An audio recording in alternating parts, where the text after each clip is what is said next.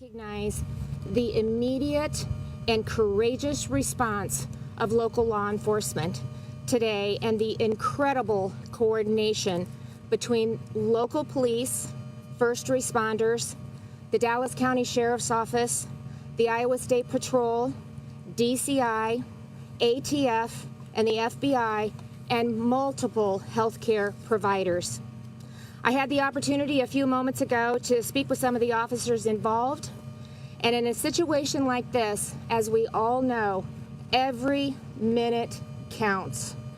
And their heroic actions today, we can say, saved lives. The response was tremendous, and we're extremely grateful. The full resources of the state government will be available to assist in the response and, of course, the community's recovery from this tragic event. The mental health region has social workers that are embedded in the school district and will provide counseling services for the students, the families, and the staff. As you all know, this is an ongoing investigation, so law enforcement will brief you only on what they can at this time, and they will provide additional information as it becomes available. And so with that, I'd like to turn it over to the Chief.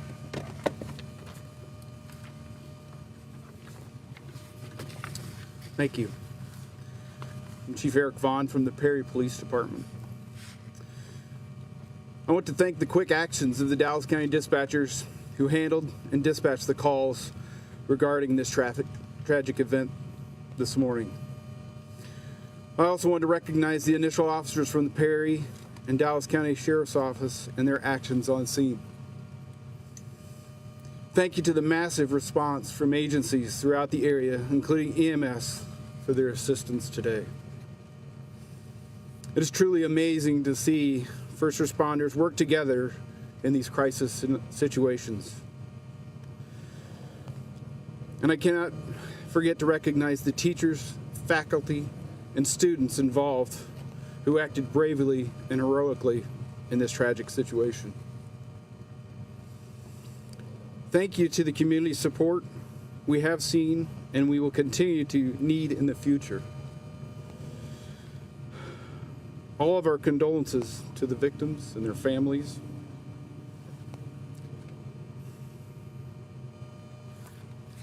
They need your thoughts and prayers, as well as time and space to process and to grieve.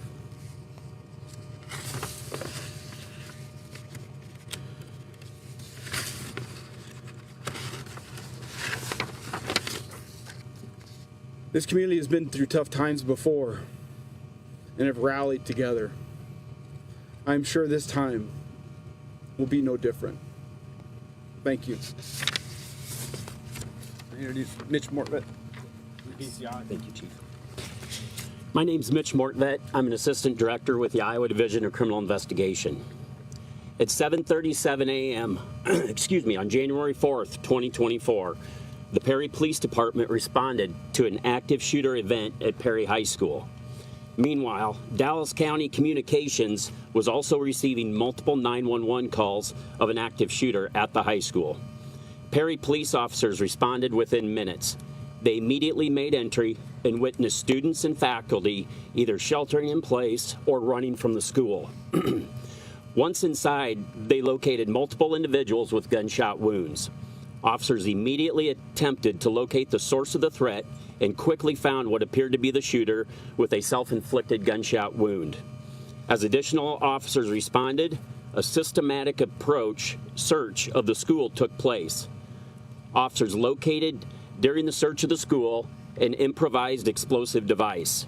The State Fire Marshal and the Bureau of Alcohol, Tobacco, and Firearms rendered the device safe. Numerous officers from multiple agencies were able to secure the school and verify no additional threats. At the same time, first responders were rendering aid to the victims, who were later transported to area hospitals. The shooter has been identified as 17-year-old Dylan Butler, a student at Perry High School. Butler was armed with a pump-action shotgun and a small caliber handgun.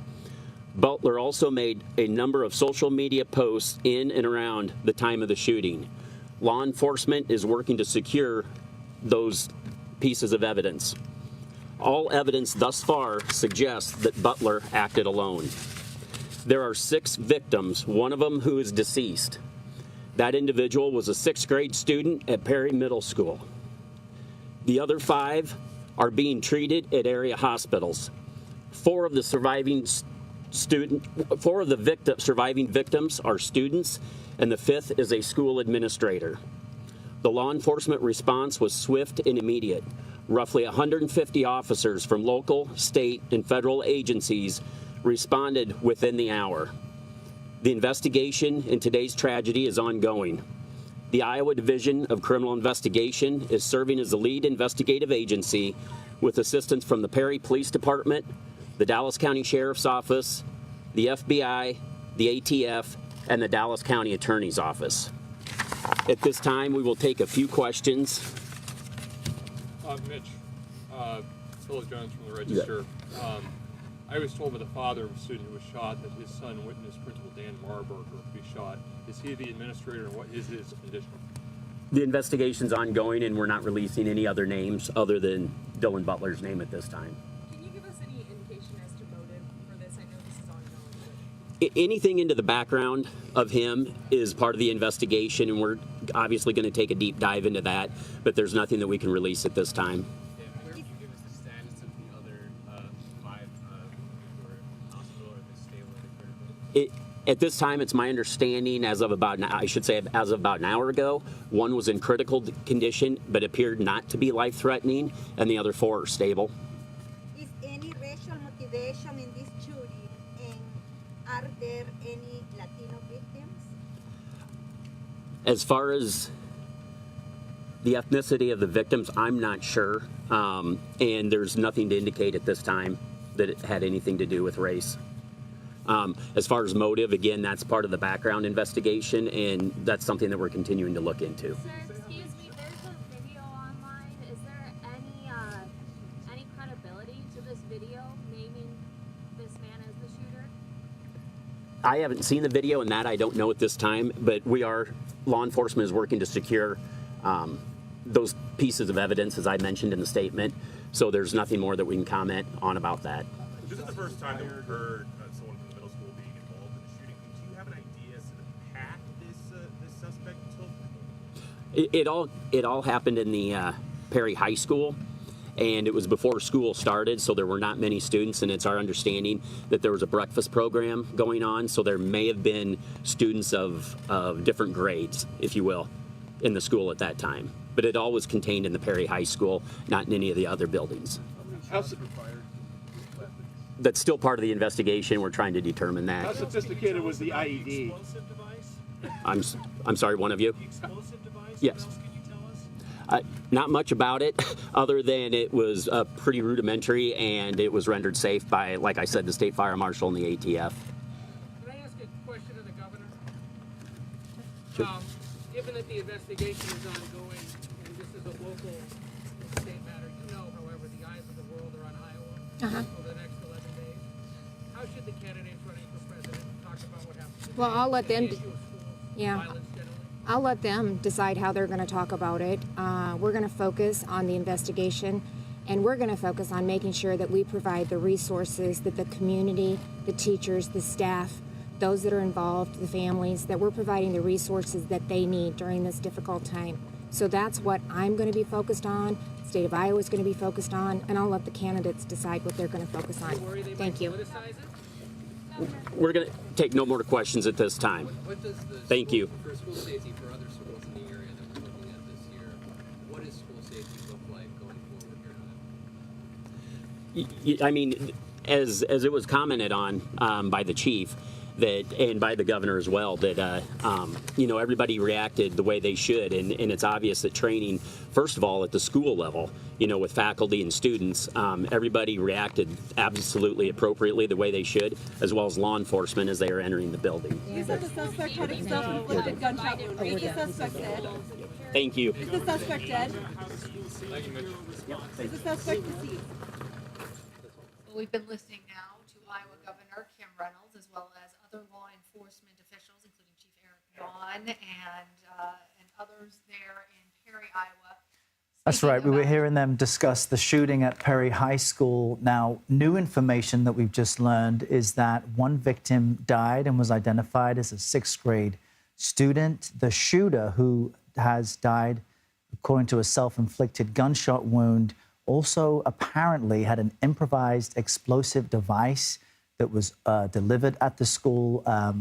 The ATF came in and made sure that was no longer a threat. The suspect also now identified as a 17-year-old student at that school, Dylan Butler. Motive behind this crime is unknown at this time. Yeah, we saw the chief, Eric Vaughn, become very emotional at times during this press conference. We also heard the governor express her resilience. Our own Ed O'Keefe asking her about how all the candidates being there in Iowa might affect the national discourse about gun violence. And on that, we want to go now to CBS News senior White House and political correspondent Ed O'Keefe. He has been there outside of the high school in Perry, Iowa. He's been covering this. He's been talking even to one of the victims of those gunshot wounds. Again, 6 victims in total, one deceased, one who is still recovering, a school administrator. So, Ed, talk to us about what you have been able to ascertain over the course of the day. Well, as the state and local officials said, it happened early this morning. Appears to have happened during an early breakfast program and in the lunchroom, and has resulted in the death of one sixth grader.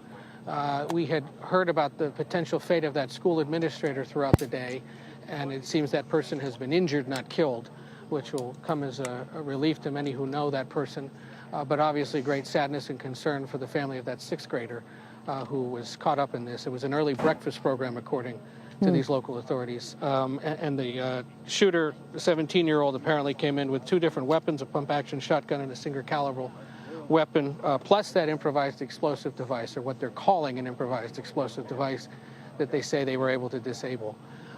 This is a town of 8,000, about 40 miles north of Des Moines. And when word came this morning about this, the initial concern was that it was a far larger incident. Right. Any of these incidents is too large, but certainly the count initially was feared to be much higher. And yeah, it comes against the backdrop, and it is drawing more attention today because, as I said, the eyes of the world are on Iowa. And with 11 days to go until the caucus, and with the governor and other Republicans campaigning across the state for their preferred choices. And so inevitably it may or may not come up from candidates, but it's certainly going to be on the minds of people watching this across the state and around the country as the issue of gun violence continues to scourge the country. This is the 2nd school shooting so far this year, just the 4th day of the year. There were roughly 20 last year. And, you know, not a good sign if there've already been 2. But again, notable that they say the investigation is still ongoing. But again, 1 dead, another handful injured with injuries that appear to not be life-threatening. And Ed, to your point, you had a candidate for the GOP nomination, Vivek Ramaswamy, holding an event in that town this morning, and he simply offered prayers around this news. You pressed the governor there on what she might expect candidates to say, and she completely stepped away from that and said, I'm going to allow them to speak for themselves. But just on what we know, a student bringing 2 weapons to school and an improvised explosive device will naturally raise questions about the school's security, access to weapons, and the like. We've all been here way too frequently. Do you expect that, despite an initial reluctance to touch this, GOP candidates will have to address this topic of gun safety and gun laws at some point?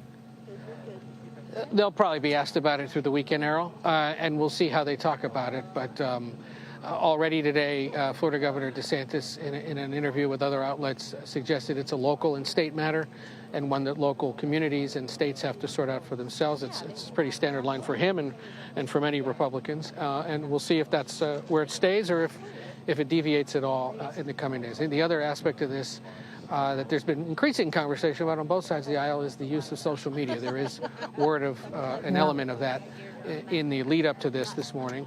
And so we'll see if that becomes a topic of debate as it continues to be across the country for all sorts of reasons, especially among school-age children. Another heavy story. Ed O'Keefe there in Perry, Iowa, getting the latest for us. Ed, thank you. Thanks, Our Ed. CBS News Chief National Affairs and Justice correspondent Jeff Begay also following all of this from Washington.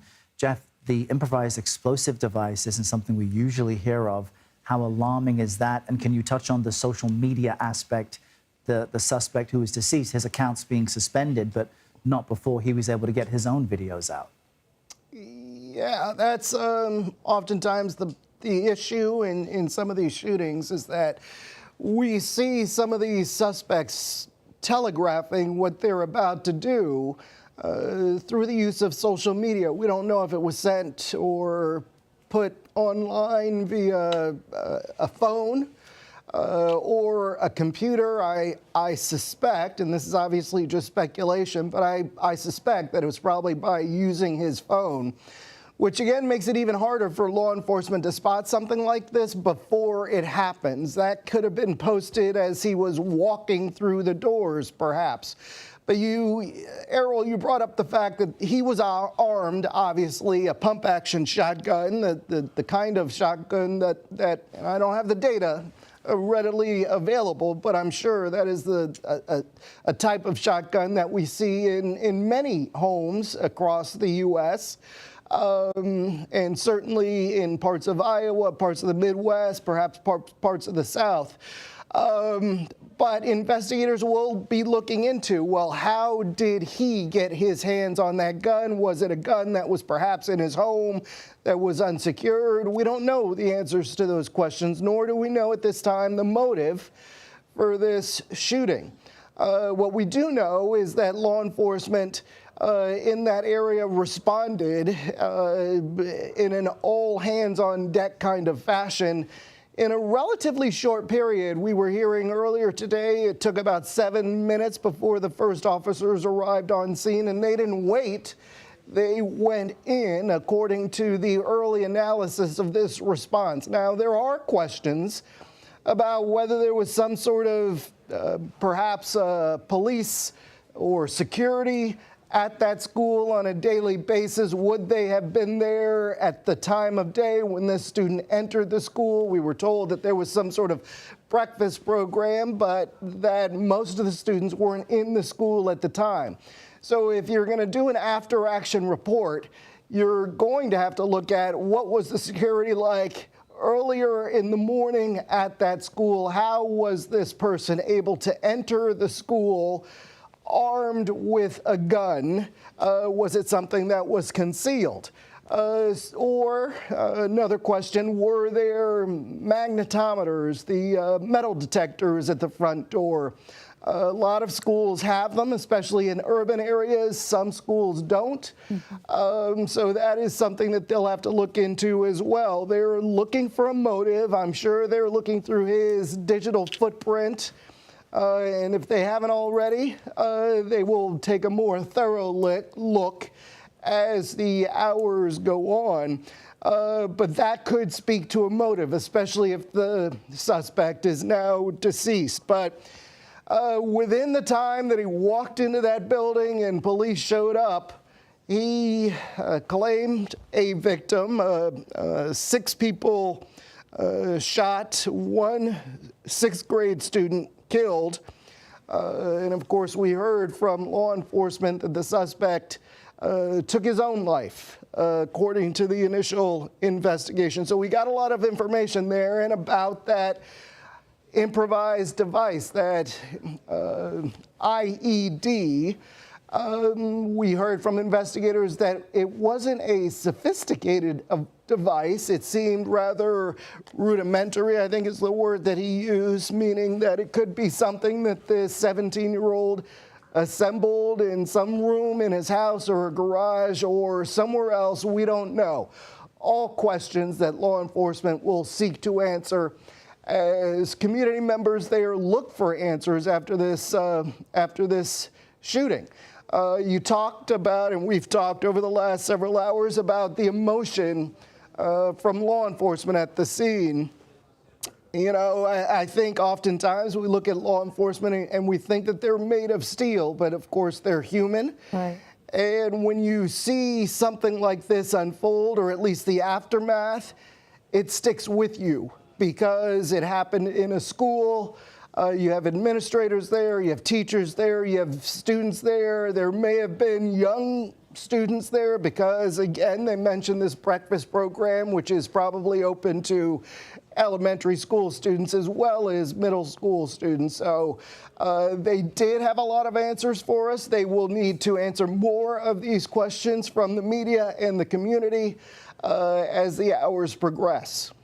And you mentioned not knowing whether there were magnetometers. I got to say, Perry, Iowa, knowing Iowa, having gone to school there myself, Jeff, that's just not the ethos of Iowa. The idea that you would not be able to walk into a school like that all the kids would have to go through magnetometers. It was something that has been debated, but that's not commonplace. And so as the law enforcement is now trying to figure things out, trying to figure out what went wrong and what should be improved, how long does that whole process take? When can we potentially learn more about what was going on in this shooter's mind?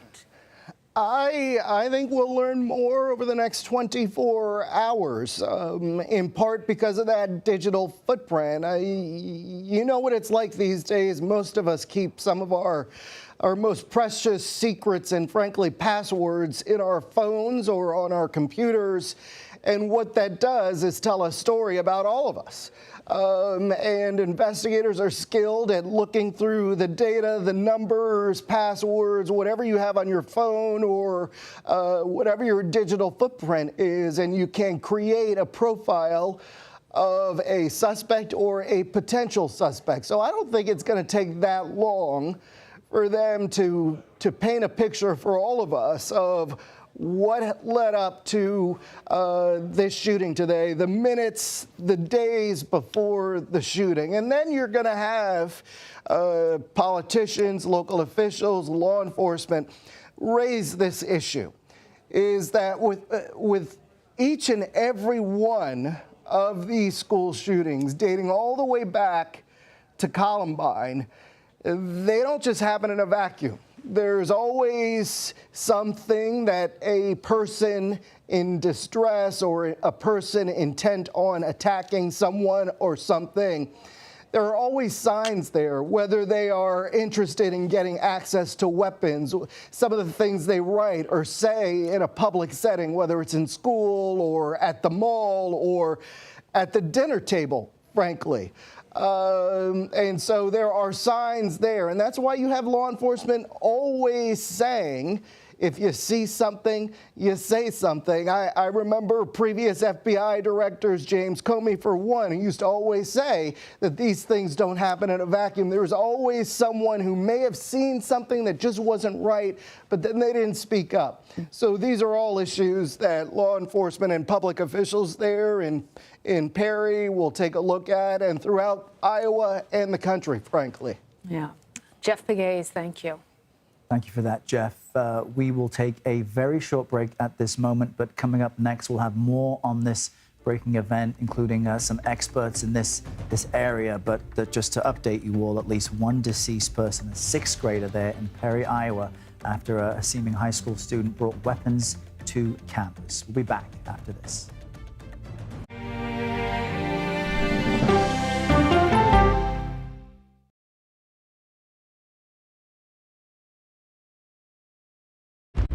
It's like a screenplay, something straight out of Hollywood. Human remains found this week. The mystery would haunt investigators for years. A gripping true crime original, 48 Hours, now streaming on the free CBS News app. An original documentary from CBS reports. AI is among the most world-changing technologies ever. Curing diseases, scientific breakthroughs, making lives better. It can help us with medical discoveries, scientific discoveries, doing better agriculture, having cures for things like Alzheimer's. It's also going to really transform the way we work. The uplifting potential of artificial intelligence is limitless. It gives you a friend, somebody to chat with 24/7 that is non-judgmental. He makes me feel loved and desired. And so are its downfalls. The problem with all this AI is that it's unpredictable and uncontrollable. The choices we make now will have lasting effects for decades, maybe even centuries. The ChatGPT revolution, now streaming on the free CBS News app. Well, let me start with this. This really happened. Have you told the government? Did any of that make sense? What's your response? You want me to just What's wrong with that argument? What have you Do learned? you know why? Why? Why? It's time for 60 Minutes, Sunday on CBS. He was there when the war in Ukraine started. Extreme history. It's a big moment. The extraordinary story behind Sean Penn's new Paramount Plus documentary, Superpower, when we go person to person. An original documentary from CBS Reports. You had a substitute teacher that was pretty popular. What was his reputation? Everyone loved him. You had to miss a test. What did he offer to have you make up the test? He said that I can come by after school was all over and just take the exam. The blinds were down. He closed the door. The next thing I knew, he was right next to me. That's when I realized what was going to happen. Even if I wanted to scream at the top of my lungs, no one would hear me because no one was there. He told me that if I ever said anything to anyone, he would kill me and he would kill my family. So I did it. Pledge of Silence, now streaming on the free CBS News app. An original documentary from CBS Reports. Since you started La Soup in 2014, do you have any sense as to how much food you've rescued from the landfill? We've rescued 4.5 million pounds. I can't even fathom how much food that is. And that's one little person in one little city in America. We're going to call this chicken piccata. We did 450 of these meals today. This is the exact dish Yep, you and we I are going to just- have. Yep.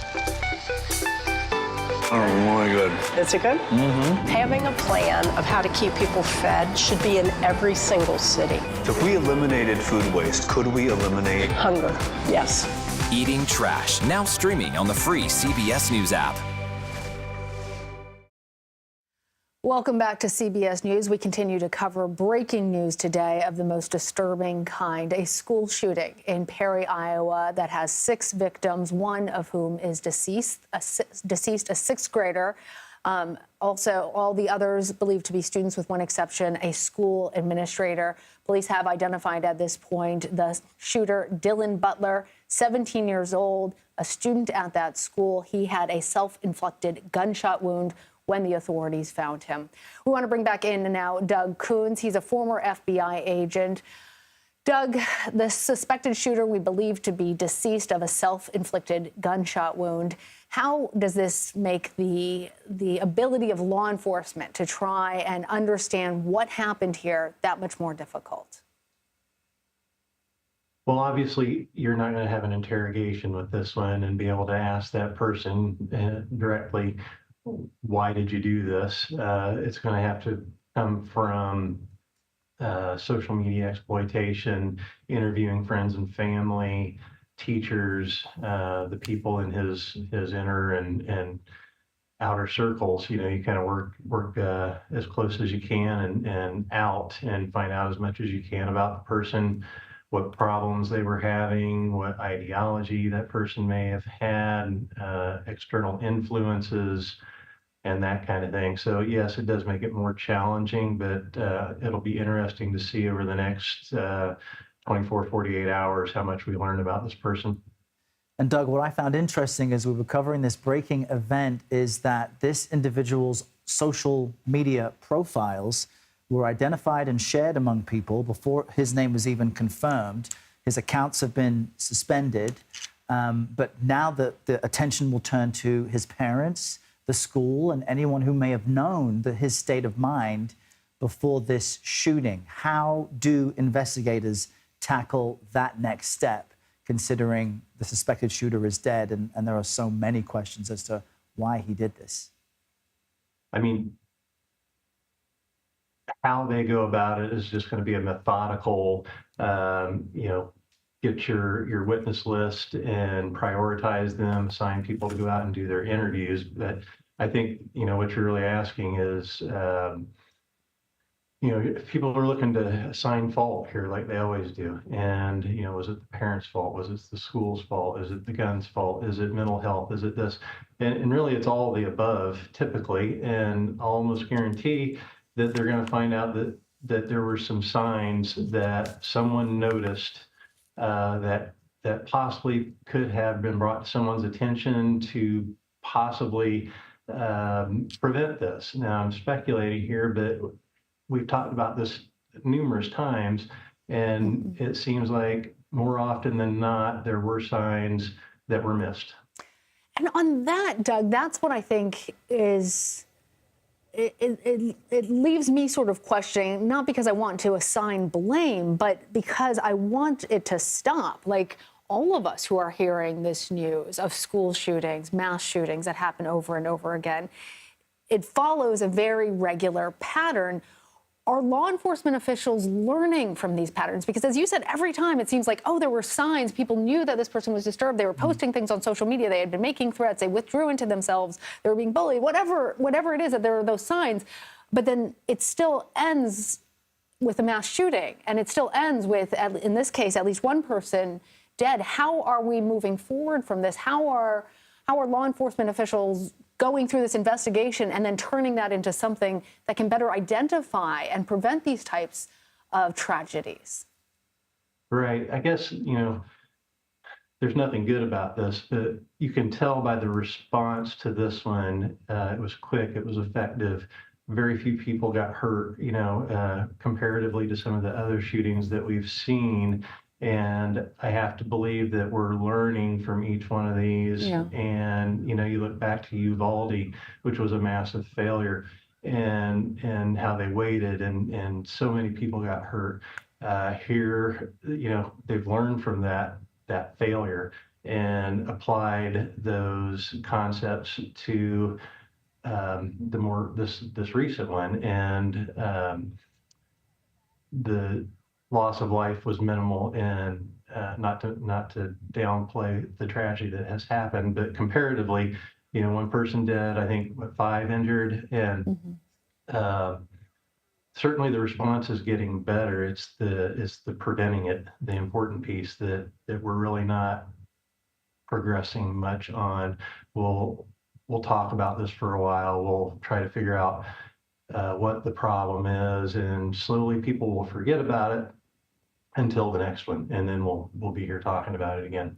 And we did hear from DCI Special Agent Mitch Mortlett say, because of the coordination and the rapid response, lives were saved, despite there being one victim deceased, a 6th grader. Earlier, we were speaking with the former commissioner of Boston's police department, Ed Davis, who mentioned that for a time, police organizations and school districts had a bit of a relationship when it came to flagging, from the school and the teacher's point of view, troublesome students. He mentioned that in the past 6 years or so, in the wake of criticisms that schools and police departments were too close, those programs have kind of dissipated, at least in Massachusetts. Can you speak to us about, in an ideal scenario, what should happen in an incident like this, where there is a troubled student who is making threats that teachers are worried about? What would be an ideal scenario, in your point of view, to prevent this type of thing?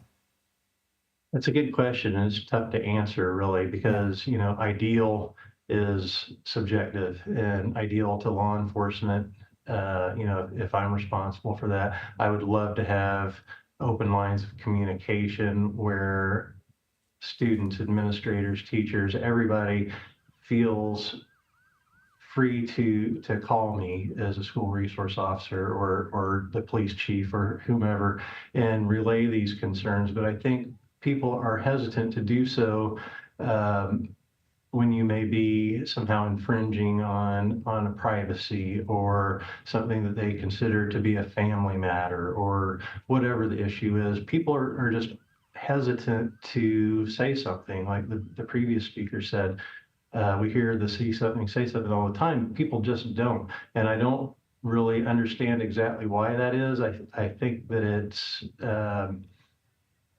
probably just that reluctance to overstep your bounds. That was odd. Should I say something? No, I'm not gonna. I kind of feel like that's maybe the mentality, but we're just speculating. All right, Doug Coons, certainly much more to unpack as the investigation continues. Thanks. You're welcome. All right, we're going to continue to cover this breaking event, of course, gather more information. You've heard there this suspect died from a self-inflicted gunshot wound, brought 2 weapons and an improvised explosive device to this Iowa high school today. But as we mentioned, officials saying that lives were saved at least because of the fast response. We'll have much more on this after the break. Stay with us here on CBS News.